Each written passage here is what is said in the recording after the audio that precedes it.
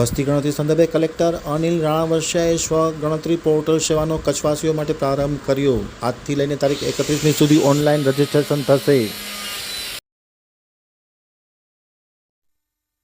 નમસ્કાર, કચ્છ જિલ્લાના તમામ નાગરિકોને આજે મારે એક ખાસ અપીલ કરવાની છે।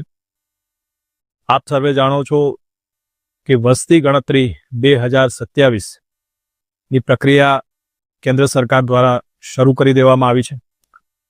આ પ્રક્રિયાના ભાગરૂપે પ્રથમ તબક્કામાં ઘરોની ગણતરી કરવામાં આવશે, જેના ભાગરૂપે આજથી એટલે કે 17 મેથી લઈને 31 મે સુધી સેલ્ફ ઇન્યુમરેશન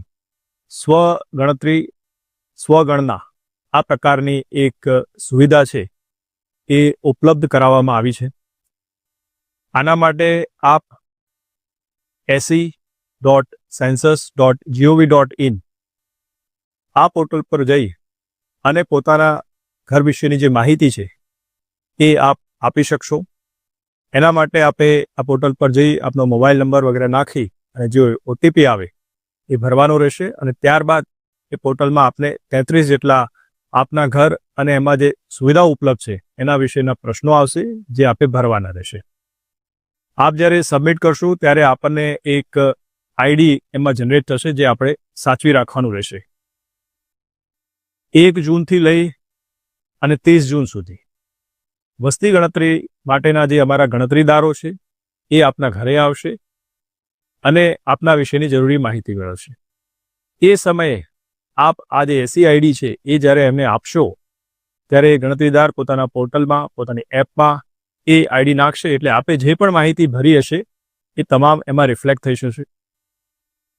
આનો ફાયદો ખાસ એ રહેશે કે આપનો સમય શક્તિ એમાં બચશે અને ઝડપથી આ ગણતરી છે એ આપણે પૂરી કરી શકીશું।